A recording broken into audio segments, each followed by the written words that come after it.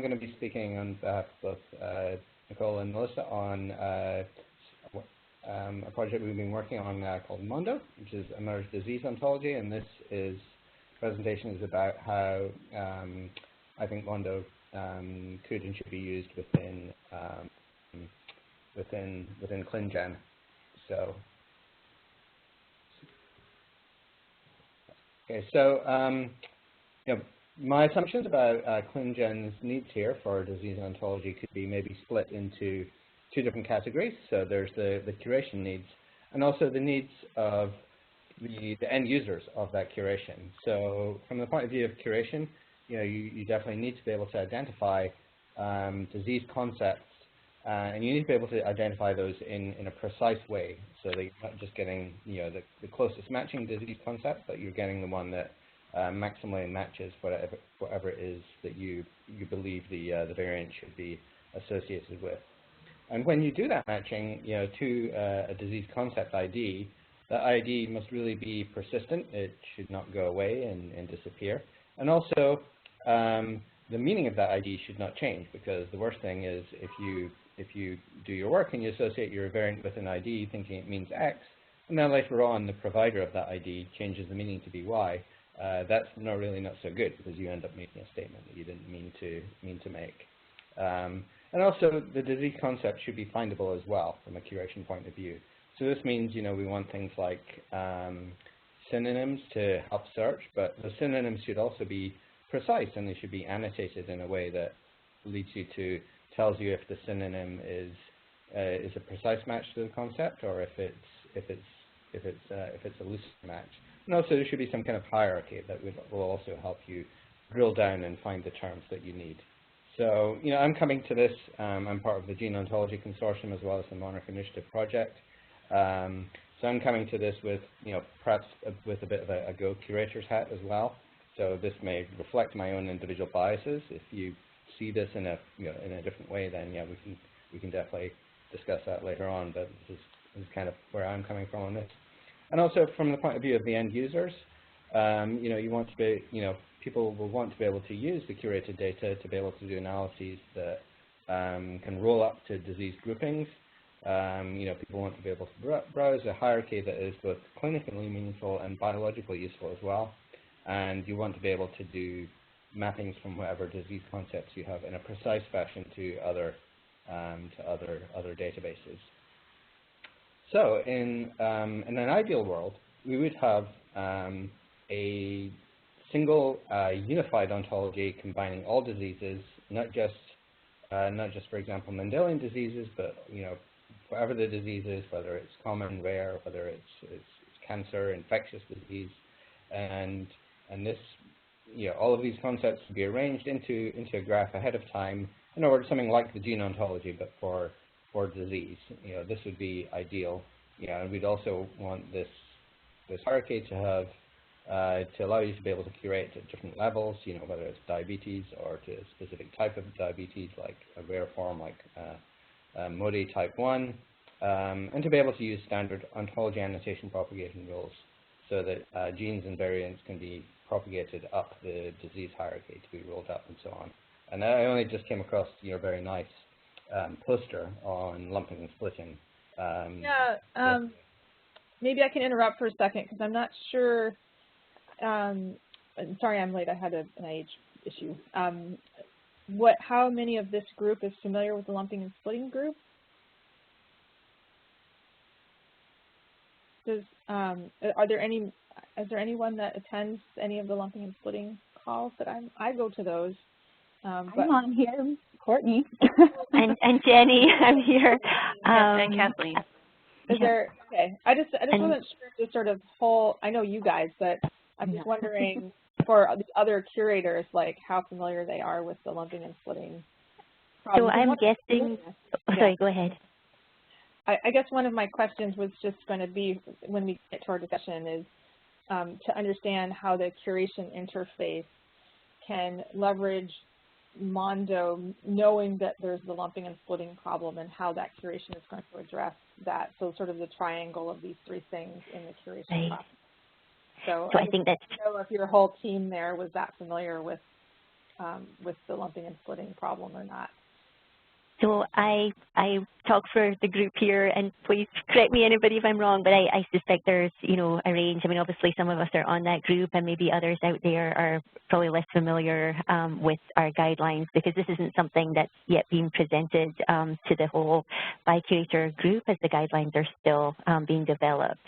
But I think you raised a fantastic question there about how MonDO can be leveraged within the GCI, considering the lumping and splitting issues, and I think that's something that we need to discuss in a bit more detail in the future. So maybe if there's time on this call, we could even think about talking about some of that at the end. Okay, yeah, that sounds good. I just didn't want, I just wanted to kind of, because I see there's like 24 people on the call, so I know it's not, just want to make sure that everybody knows what we're talking about, because I think that's a really important consideration for you guys in developing this tool, and also for us to help you navigate the sort of bigger landscape that Chris is describing. So right. Sorry for the interruption. I just wanted to make sure that you had a sense of where everybody was at before we. Right. I wonder, would it help for us just to say a few words here about lumping and splitting and what the basic concept is? Yeah, if you think that's helpful for your team there, yeah, absolutely. Yeah. Do you want okay, me to great. bring up the poster and maybe someone else can talk it through? Sure, that sounds great. Courtney, not to put you on the spot, would you mind saying a few words, since this is as chair of the group, and you've done so much work on this? Sure, thank you. So yeah, what we're talking about here is basically lumping and splitting of phenotypes to enable us to curate for a gene. And so basically, because ClinGen is very gene focused, we're wanting to look at the gene and all phenotypes associated.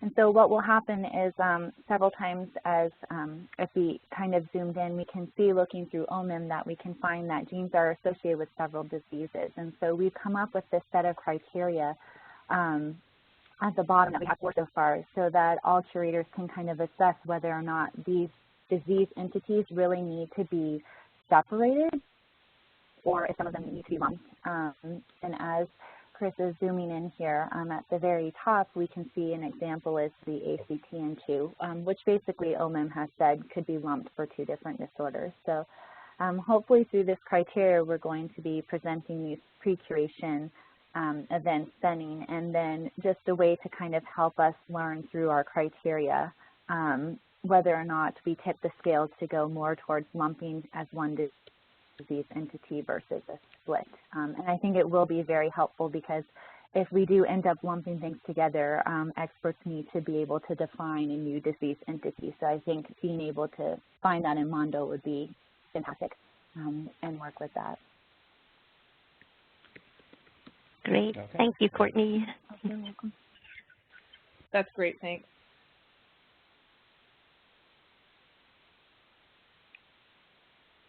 Okay, anyway, so one of the problems here is that there are lots of options to choose from when looking from a list of disease concepts. There are databases like OMIM, resources like OrthoNet, NCIT, the Cancer Thesaurus. So maybe the problem is really just, okay, well, let's just pick whichever one of these is the best and go with it.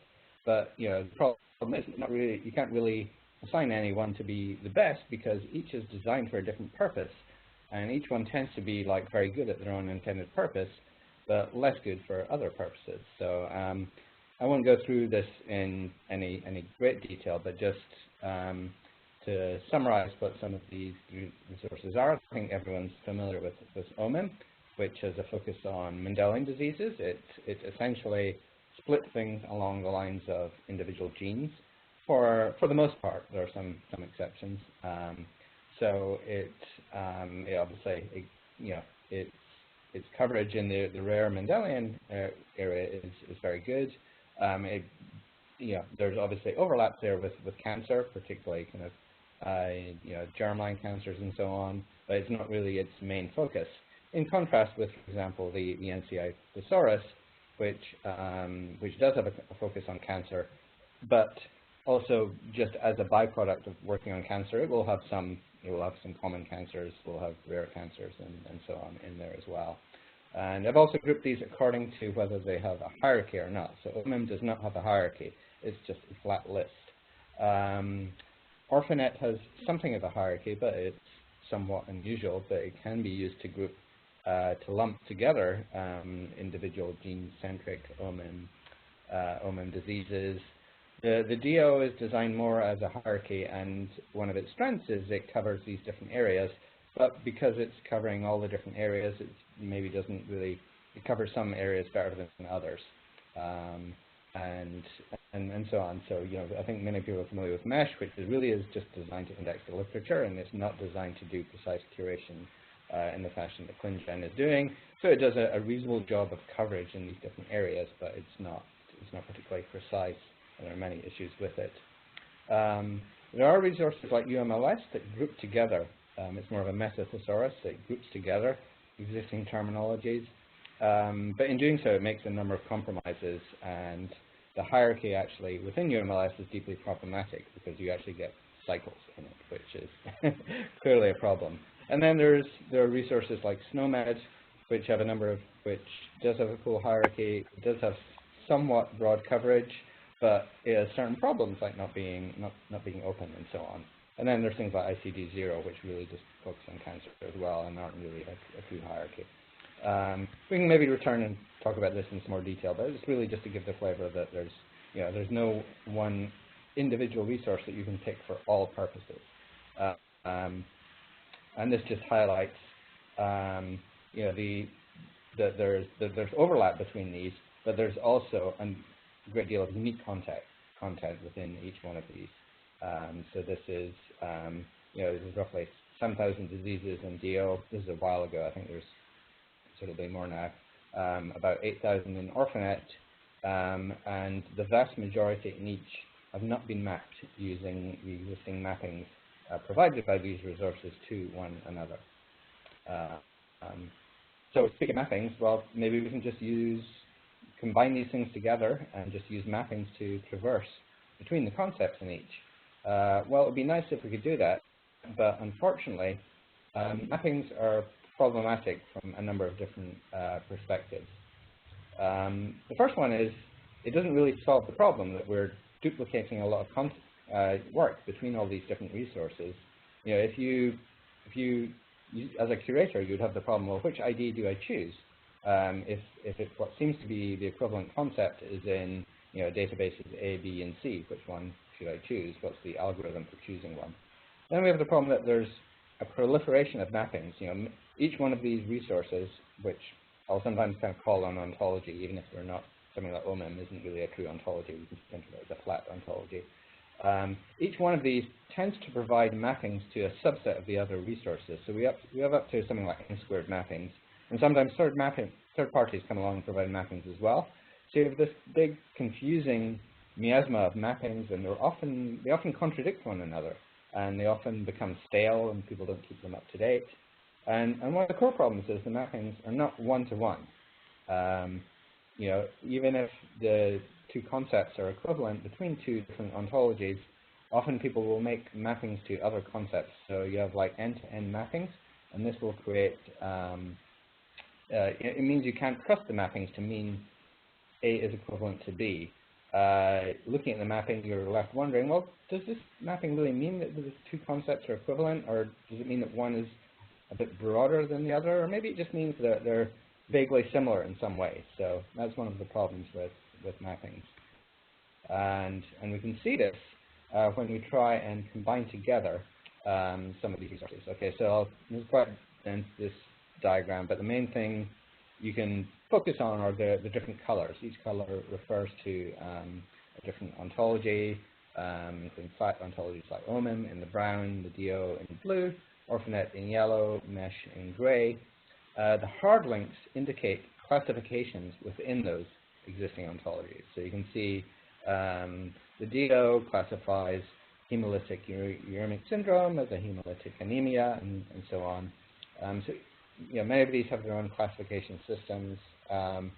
What the dotted line shows are mappings between different concepts in these different resources. And you can see this paints a really confusing picture because the mappings are many to many. We can actually zoom in onto a particular area here, and you can see even in the DO, hemolytic uremic syndrome is mapped to multiple different OMIM IDs. It's mapped to different orphanet IDs. Those orphanet IDs are mapped to multiple different mesh IDs and so on. And if we actually sorry, I just have a question. The mapping is overall done manually, correct? I mean, you have to kind of, at some point, someone has to sit and look and make sure that those terms are equivalent or check it, or, okay. right? I'm glad you brought that up, because the answer is it varies tremendously. In some cases, people just actually release automated mappings. Maybe they do a quick once-over and look at them. In other cases, people do it automatically, and they do a reasonably good job of vetting them, but then the mappings become stale over time. So even though the mappings may have been high-quality curated mappings 5 years ago, that's not necessarily true anymore. And in some cases, they are done entirely manually and they're very high quality, but they may suffer from being incomplete for that, or they may not be kept up to date because it requires a human to keep them up to date. So, yeah, it varies a lot. And I should also mention, in some cases, for example, the mappings provided by Orphanet, for a subset of their mappings, they actually make calls as to whether the mapping means equivalent, broader, narrower. But we can return to that later on, because often those calls, they're somewhat based on the lexical labels, and they're not always to be trusted, and we can look at some examples later. So in this case, if we, or we have many mappings, if you should try and treat the mappings to mean like one-to-one or equivalent, what you end up doing is traversing. When you look at the global picture, you end up saying, well, both of these atypical and typical hemolytic uremic syndromes are mapped to the same thing. So does that mean that they're themselves equivalent? Well, of course not. That would be, you can't have the atypical and typical forms, which are presumably disjoint, being the same as one another. So that just illustrates some of the problems of treating the mappings as one-to-one. So our approach here was to construct an ontology called MonDO, the merged disease ontology, and to make, instead of just contributing to the mapping problem, to make the most precise high-quality relationships between these existing ontologies. And this is highly curator-intensive, and we didn't have a lot of resources. So we devised an approach using kind of Bayesian ontology inference, where we could leverage a small set of high-quality mappings to infer automatically, based on existing loose mappings, more precise mappings, more precise relationships. And I'll come to a moment how we do this in a kind of like a cyclical approach, where each iteration we try and improve on what we've done. And so once we've done that, and we have what we believe to be genuinely, truly precise relationships between these concepts, i.e. equivalent to subclass of, superclass of, then we can go ahead and merge truly equivalent concepts together to make a merged ontology.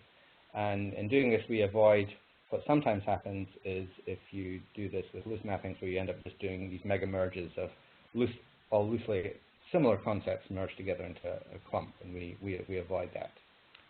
So I'll talk briefly about the methods there.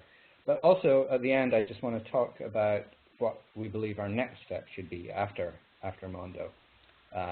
And can we do even better by having an ontology that we curate ourselves. So this illustrates the methodology. We have a curator. So most of this work falls on Nicole at the moment. And she curates inter-ontology precise mappings between concepts in ontologies. Now, we just started out by just taking only a small subset of existing cross-references and curated those. Then we fed them into our Kaboom algorithm. K means Bayesian owl ontology merging. So this combines owl reasoning, so we can take advantage of relationships in existing ontologies. And then on top of that, we do probability calculations, and this gives us MonDO. And the other inputs are, of course, other existing ontologies and other existing mappings. then we merge them together into MonDO, put it out in the world, and we look at it, and other people look at it, and they submit things to our tracker, hopefully, or get back to us. And I think I don't recognize all the names, but I've seen some people who I think are ClinGen putting things on the tracker, and this is fantastic. Then we basically look at those, and we use that to refine our small set of high-quality curated mappings. And this, because of the Bayesian nature of the algorithm, this really, we can really leverage this smaller set to give us a greater number of inferences and things. We essentially iterate over this process. And what we also do here is we triage. We can say, okay, well, in this particular release of MonDO, these two concepts were grouped into the same concept, and this is clearly not true. But we believe it happened because ontology A classifies this in the wrong way, for example. So we feed these back where we can to the different ontologies that we're feeding into the mix. And generally, this is intended to work as a nice, happy, virtuous feedback loop where we improve MonDO, but we also improve the individual sources, and everyone just gets better and happier over time. So here's an example of how this works. On the left-hand side, we have what our input might be. So we have the hard lines indicate classifications within an ontology. So we've got the white, the yellow, and the gray ontology here. And the yellow ontology actually includes an owl disjointness axiom that tells us these two things are not the same. And the dashed lines represent loose mappings provided by not by us, but by other people, including the source ontologies.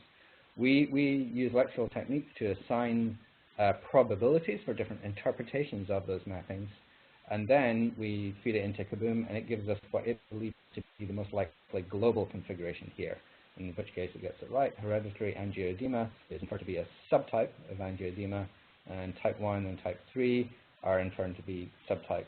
Those mappings are interpreted to be subtypes as well, and once we apply reasoning, those actually become redundant, and we have what, if we were to kind of flip the bottom gray box up to the top, we'd see a nice looking hierarchy that merges these different perspectives.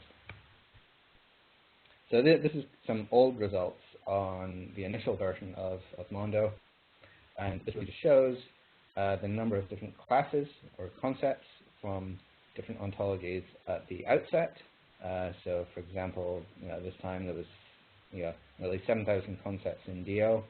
I should also mention, when we merge these things together based on the equivalencies we infer, we have a priority order in the identifiers that get assigned to the merged concepts. So this effectively results in this kind of collapsing that we see here, and then the eventual result here was something like 44,000 concepts in the 27,000 concepts in the eventual ontology from a total of 40,000 concepts that we're starting with. In other words, like 13,000 of those could be assumed to be equivalent and merged. So here's one example of what comes out here, a quite confusing set of mappings involving type 3 of mucopolysaccharidosis, type 3. And you can see lots of different mappings going between things. You can see there's slightly different perspectives going on in how things get named. We've got the Sanfilippo syndromes, and you've got mucopolysaccharidoses. And then after merging, we see, oh, actually, so these Sanfilippo syndromes, they're actually subtypes. So mucopolysaccharidosis is type 3, which is a subtype of mucopolysaccharidosis. And you have, which you might recognize in the yellow, the characteristic orphanet type classifications who do classify a lot of these diseases into these different phenotypic groupings, like lysosomal disease with epilepsy, for example. I want to stress that it doesn't always produce the correct results, and this is to be expected because we are disease classification is a messy business, and we're bringing together resources that may themselves have errors in them. So one nice feature of the algorithm is that when it does get it wrong, it pretty much knows most of the time that it probably did get it wrong because it assigns a probability to every grouping that it makes. And then this can be used to prioritize things for our curators, who will go through and say, okay, I'm going to start by looking at all of the things that it found to be incredibly unlikely groupings.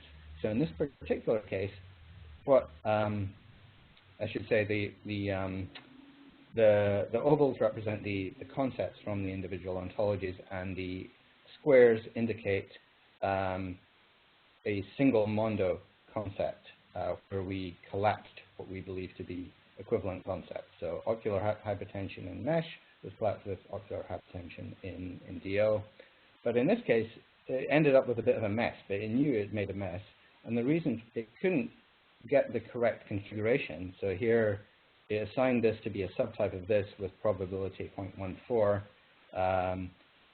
quite unlikely. The reason it couldn't make the correct call is because the classifications in DO and mesh were actually flipped with respect to one another. So we were actually able to kind of feed back to the original source here, DO, and they made fixes, they realized that there was a problem in how they were classifying glaucoma, and they fixed that. We also came across situations like this, where it was unable to get a satisfactory resolution for osteogenesis imperfectus. And then we noticed that, well, actually in mesh, they have these duplicate concepts, and they're distinguished only by whether they have Roman or Arabic numerals.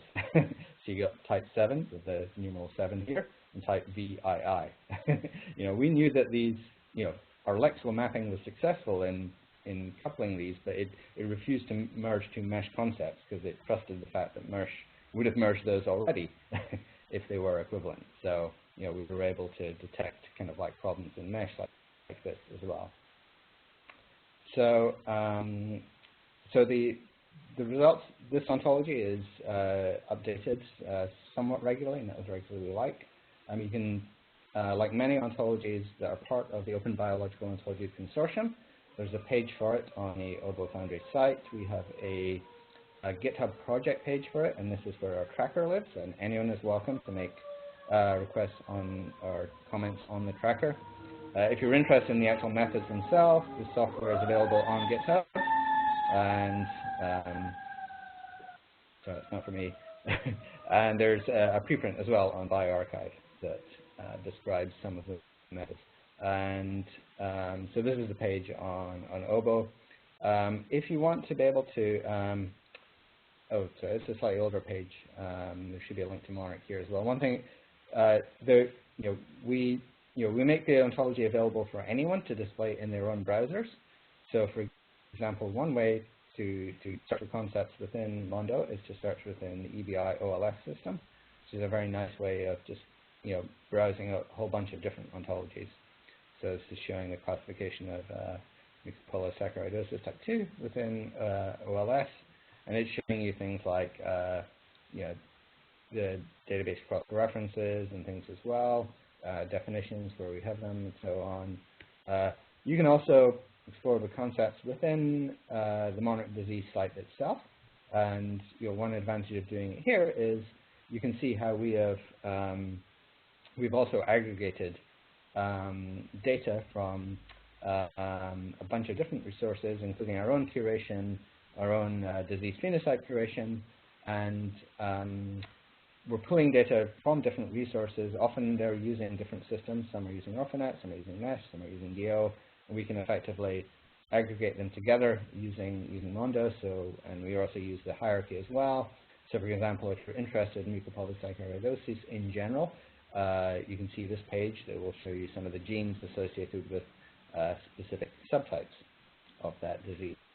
And just really quickly, Chris, for just harking back to the lumping and splitting conversation. So this is where we really want to have a sort of dynamic interaction with you all about the lumping and splitting, because you can imagine that in MonDO we have what we would call leaf nodes, so the bottom of the tree, that you guys have decided to split, and we want to make sure that feeds back in as quickly as possible with the right metadata and variant associations back into our system. So you can kind of see how that works from this particular screenshot.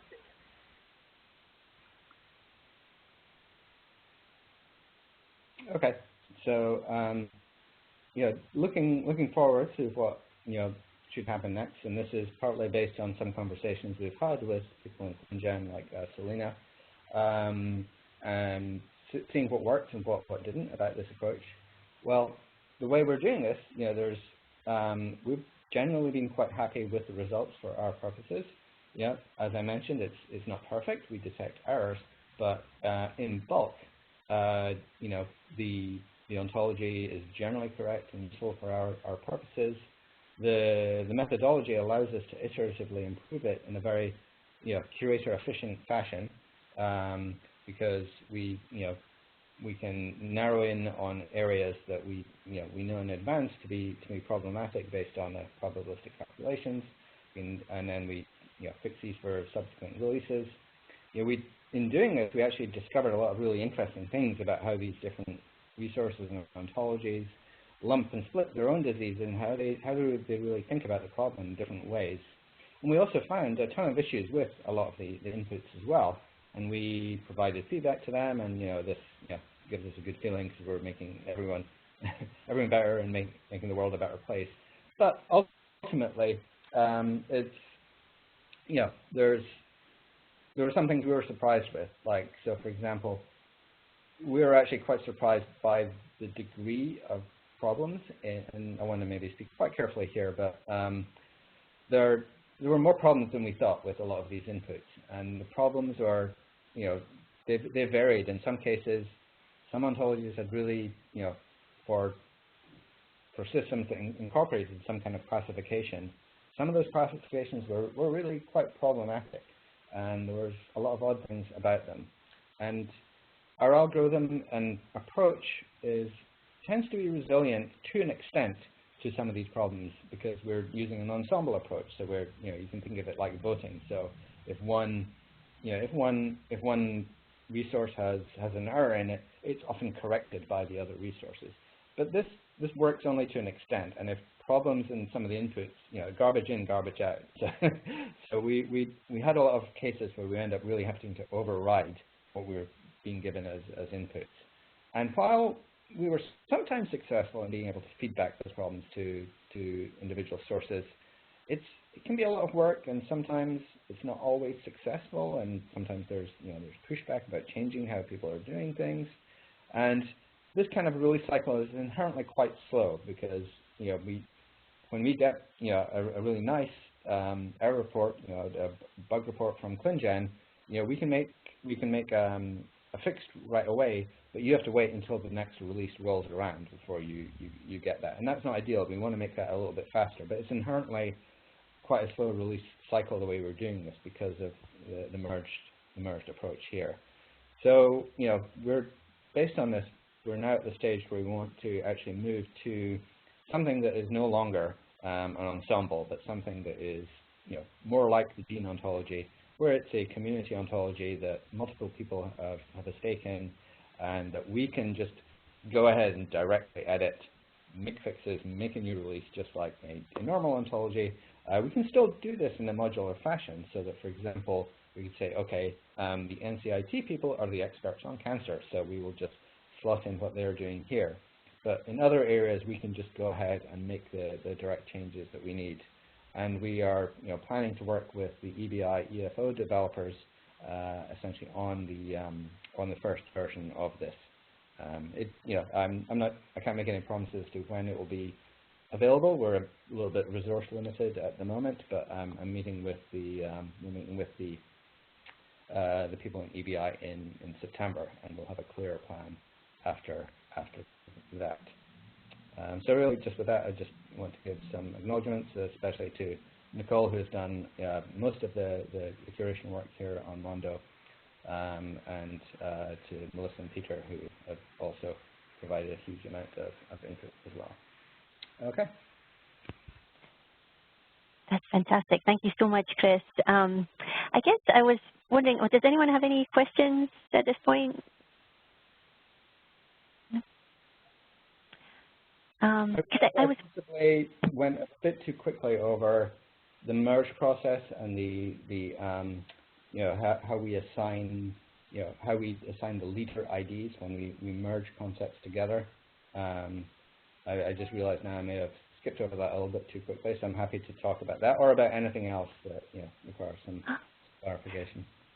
So I was wondering if it's even possible to go to the site and just maybe walk through how we would search for the correct ID. So for example, I mean, recently I was curating the GAA gene for Pompe disease. If I wanted to find the correct ID for Pompe, what would I do for the GCI? I know that's really basic, but I think that might be helpful for people just to see.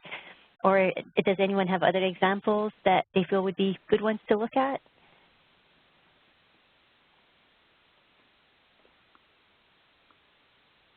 Should we use OLS for that, Melissa, do you think? Yeah, I think, and this is really where we're, I think, gaining requirements for you because of the sort of nature, as Chris showed, of creating these equivalence cliques, right? So these groupings of identifiers that are equivalent. None of the existing tools really serve that up very well. You can get to them in the Monarch interface, but I think what you guys want is really an API for some kind of autocomplete and display in the curation tooling.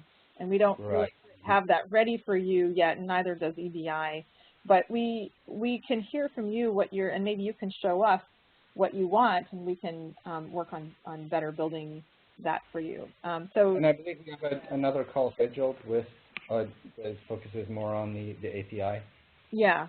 So it's important to recognize that we're kind of charting a little bit of new territory in how we serve up these things because most systems are expecting one ontology without these equivalent cliques in them.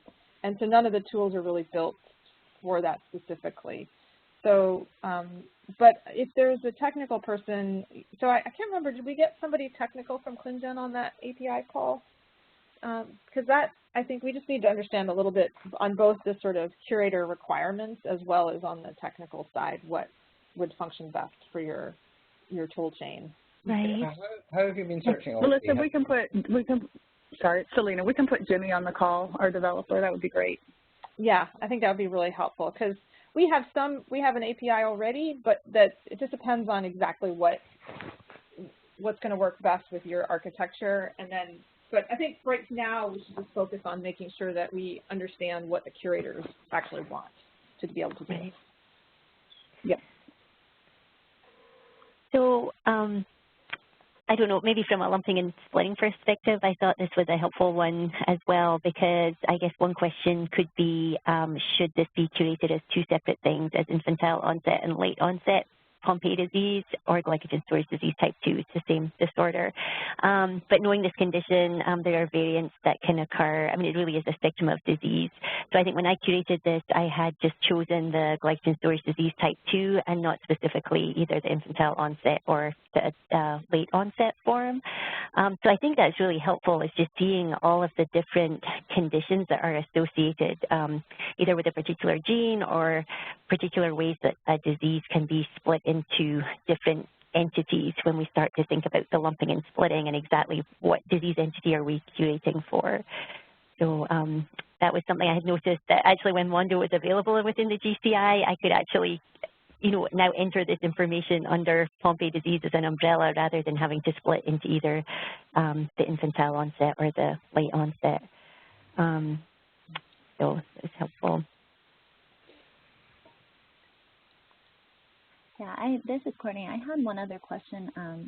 Basically, because you're able to pull in, and especially having gone over MonDO, looking at genes and seeing associated phenotypes and HPO terms, is there any way to be able to incorporate into the GCI the relative HPO terms with the phenotypes or features, like, for instance, if we're looking at hypertrophic cardiomyopathy, that they have left ventricular hypertrophy or atrial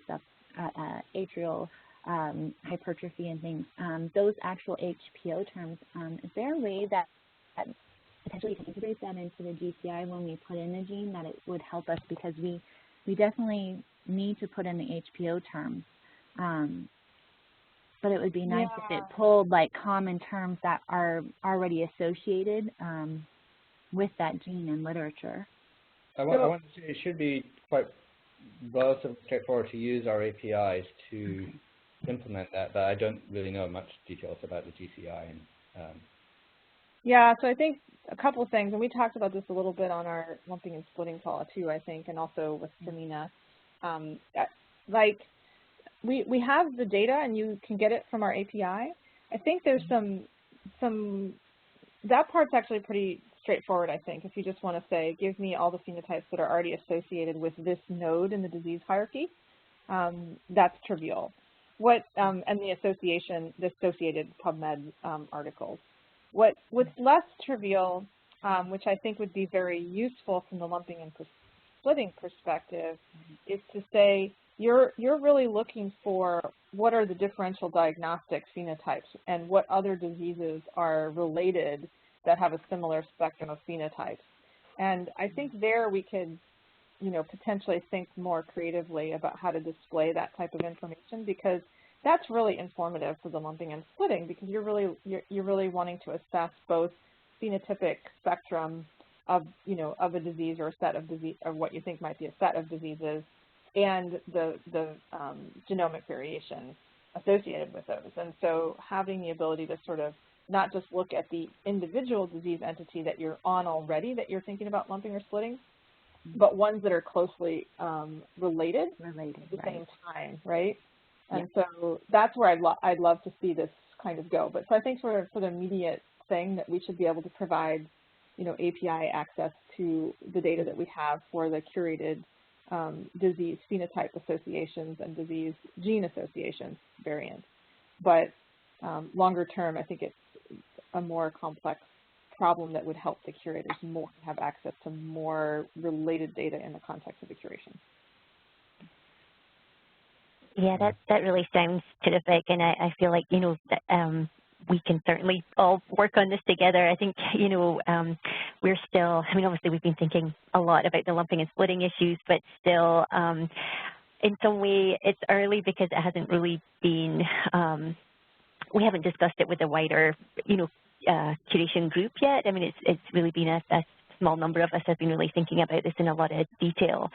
So I think as the guidelines are out there and become more widely used, and then as we're using MonDO more in the GCI, it really will be helpful to kind of put our heads together and see, the best way to incorporate all of this, because it really is, such a great resource, and you've done so much work. It would be really great for us to be able to, really maximize our use of all of this great information. So however we can be involved, just let us know. So are there any other questions or thoughts at this point? For those of you who may be less familiar with the lumping and splitting, or maybe haven't used the GCI so much, is there anything that you would want to know? Any other questions?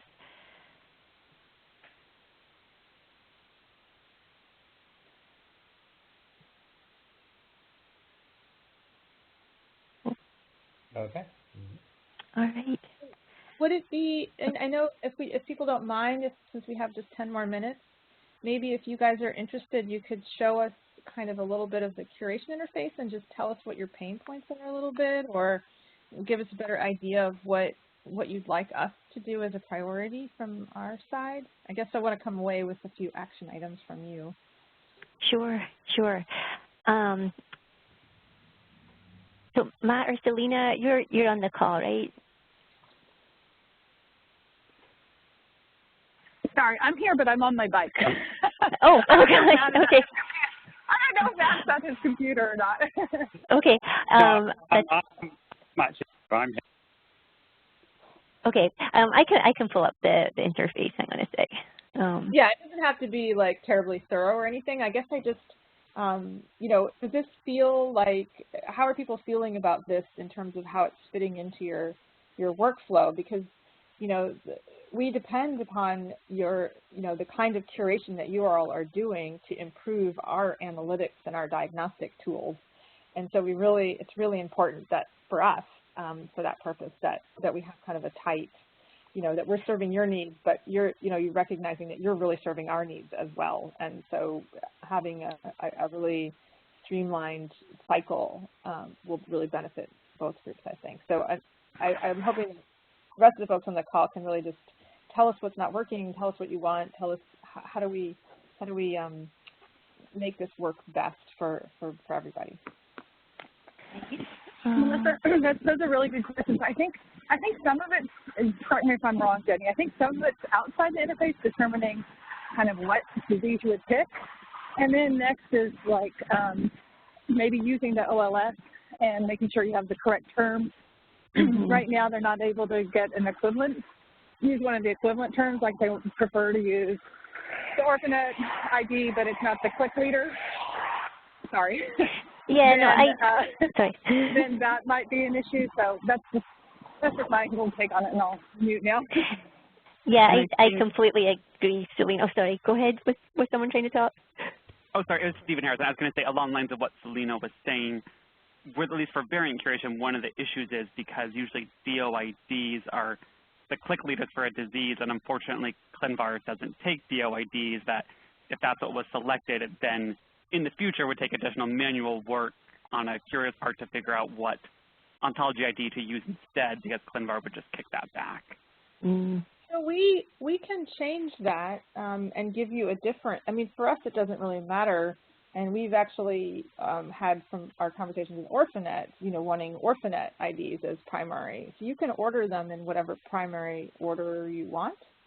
I guess the question is what to do if you have an ID that's something that's not in something that ClinVar takes, whether it's DO or any other resource, right? Because we're filling in these nodes, and some of them are filled by us because, they're not in a resource. And this is where the conversation with EVI is going about.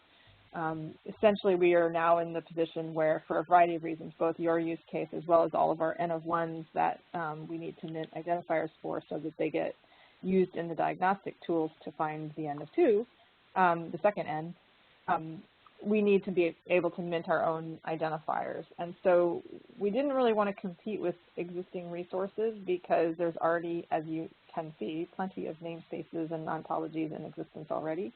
And that's where the conversation with EBI about doing this within the context of EFO came along. So potentially, if we could get your toolchain and ClinVar on board with accepting EFO IDs, that would probably be the nicest solution for everybody.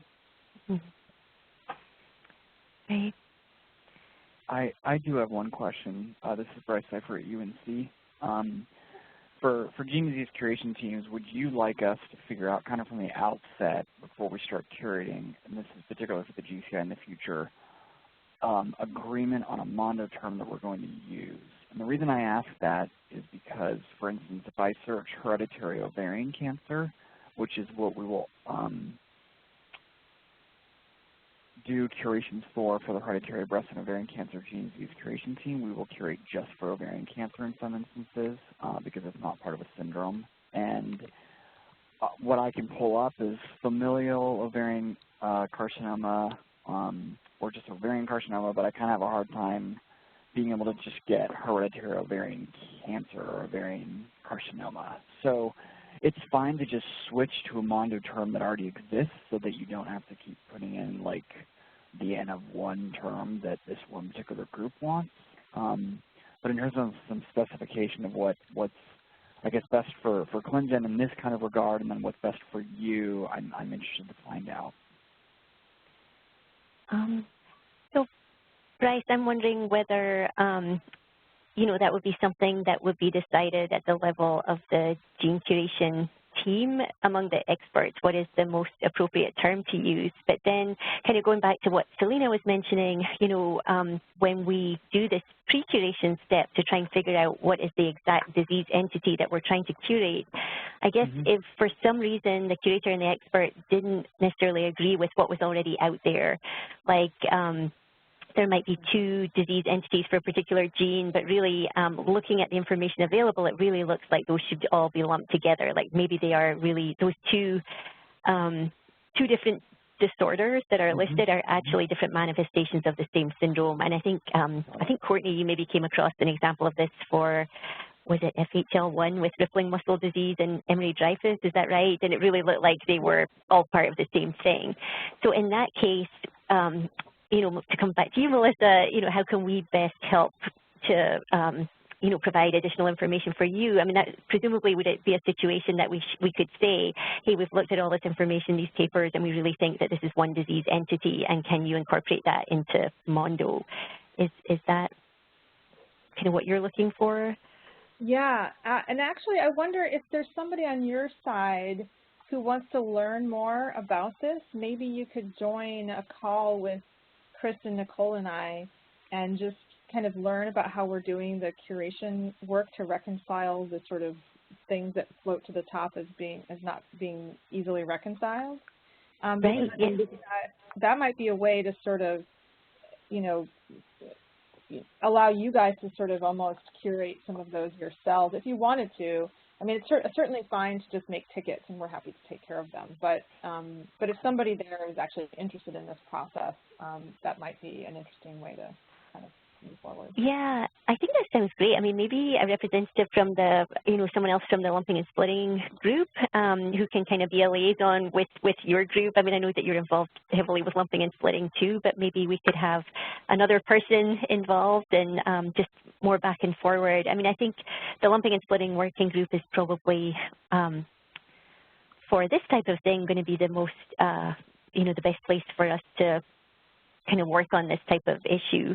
So we will definitely think about that and have someone attend some of those calls. I don't know if I can think of some folks who may be interested. I don't want to, but we will definitely, I think that's a great idea. Yeah, if there's anybody that on that group, and I'm not as familiar, I know many of the people, but not everybody that well, but if there's somebody on that group that you think is kind of slightly more technically savvy, that can, just nothing too complicated, but somebody who can kind of review these files and, make the commits to GitHub, that kind of thing, that might be the best person to choose. Yeah, sounds great. So, that's yeah, a great idea. That would be great. Yeah, and I feel like, like I say, we're still, because the lumping and splitting discussion is still, we've done a lot of work, but it really hasn't been broadcast, I guess, to the greater community yet. I think there's a lot of work that we can still do on this, and working together is gonna be really helpful. So thanks for all of that. Jenny, it's Matt here. I was on mute earlier. I've got a couple of points, minor points from curator feedback. One was that when people want to paste in the clique leader, because they need to do that in GCI, they have to paste down to the bottom of the screen. And a couple of curators did quite nice if that were more prominent and it were more at the top of the screen in MonDO, so it was more obvious to people what they had to paste across. The clique leader. And then the other thing was, sorry? So, can you see my screen, or do you have, because I have got the GCI here. Can you explain, so if I go to MonDO now? Yeah, if you were to do a search and actually bring up one of the entries, it's just that when you, in the GCI, you have to put in the clique leader. And at the moment, because it has the equivalence, cross-references at the top, and then the clique leader is at the bottom. It's if you actually go through to MonDO, actually click on the entry. Right, so if I did here.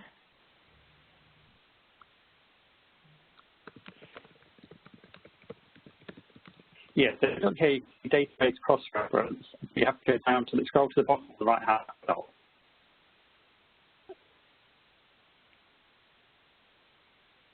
And there's the idea. We've scrolled past it. Sorry, it was at the bottom. It was in the panel on the right-hand side. And this is just a minor thing that they could be created that they would prefer it if it was more prominent, and the ID was at the top. Right, it just says ID. It doesn't really explain what it is. Right. It just seems like this is an OLS issue more. It's not an ontology issue. Yeah. So I just wonder if, I mean, maybe we just need to provide a better, kind of API that just gives you a little pop-up box that shows you the identifier you want or something like this, because I just feel like this is overly cumbersome for what you're trying to do. Yeah. But just, if you go right to the top, though, it does have the ID, but, to gloss over some things briefly, OLS calls it the URI, and it's you can kind of get it from where it says _23230, but yeah, you can paste that URI, but you need to put in an ID. Anyway, yeah, sorry, that's a bit And you can also see it above there, but maybe that's... Yeah, that's what I've been using. Right next to see the ID in orange? Yeah. Mm-hmm. You can copy it. Yeah, that seems fine. Yeah, but certainly, sorry, go ahead, Matt. Sorry, to add one other thing quickly, which is the database cross-references. I think it would be useful, I don't know whether this is, again, maybe this is just an OLS issue. I think it would be useful if people could see which were the equivalent terms or equivalent IDs within a key. No. It's a good point. We've been going back and forth. So originally the OLS had, the database cross-references that were loose, informative, and then a separate bit at the bottom where it would say equivalents. But then they had problems importing the equivalents. So they took them out, and what we've agreed to do is to say, okay, we'll make the cross-references just be the equivalents from now on. But we haven't quite done that cycle yet. So it's, short story, it's a bit confusing at the moment. We're working to improve that. Yeah, and again, this comes back to the sort of issues around none of these tools really being designed for this type of, ontology approach. I guess from the curator perspective, you still want to be able to kind of have a hierarchical navigation to help find the right thing. Is that true, like OLS? Or have you tried using Monarch to browse? Is one working better for you than the other? Our ontology browser in Monarch is actually not nearly as good as OLS, but it might be more intuitive from the equivalence axiom perspective. Yeah, we've used Monarch too. Courtney, you probably have more experience than I have with having used Monarch. I've definitely gone through with a bunch of genes before and trying to look, and it's nice, at least with the tabs on Monarch, being able to see phenotypes, diseases, variants, and genes through there. But I do like, at least from what you're showing here on the OLIs, with thinking of seeing how you can get to, you have glycogen storage disease too, but you can see all of the different ontologies going to it. So that mapping is kind of nice to see. And I think, but it is, Monarch is also, though, very nice just to put in your gene to see a bunch of the phenotypes and diseases associated with it, and also PMIDs that go, and you all have the ClinVar variants imported in there as well. So that's a nice overview. Yeah, and it may be, as we think more about pre-curation and what needs to be done to decide upon the disease entities, ultimately, I guess it'd be nice to have one source that we can go to, but I think, right now, we do look in OMIM and read all of that information, Orphanet, even things like gene reviews. So we are going to different sources to try and determine what are the different disease entities associated with this gene and should they be lumped or split. So we're definitely looking in different places. I don't know if there's one real ideal source, a one-stop shop, as it were. But I can say no from experience. Yeah, right. I know you've done a lot of work. So, and I think even just having to go into the literature sometimes, because you may have that one-off paper where something was slightly mentioned in a discussion or different mechanism that wasn't good too. So there's definitely a few of them to go through. Yeah, and it's complicated, it's complex. So anyway, I realize we're over time. Does anybody have any other questions before we say goodbye? And thanks so much to Chris and Melissa and Nicole for joining us today. And we will definitely follow up. But any other questions before we go? Nope. All right, well, thank you so much, everybody. And again, thank you, Chris and Melissa and Nicole for joining us. And we will definitely be in touch and continue working on this. So thank you. Really appreciate it. Yes, likewise, we really appreciate the partnership in this. It's really nice to be useful. And I think, as I said earlier, there's really an enormous mutual benefit in working on this together. So let's feel free to email us or make tickets. We'll be as responsive as we can, and look forward to hearing your ideas about how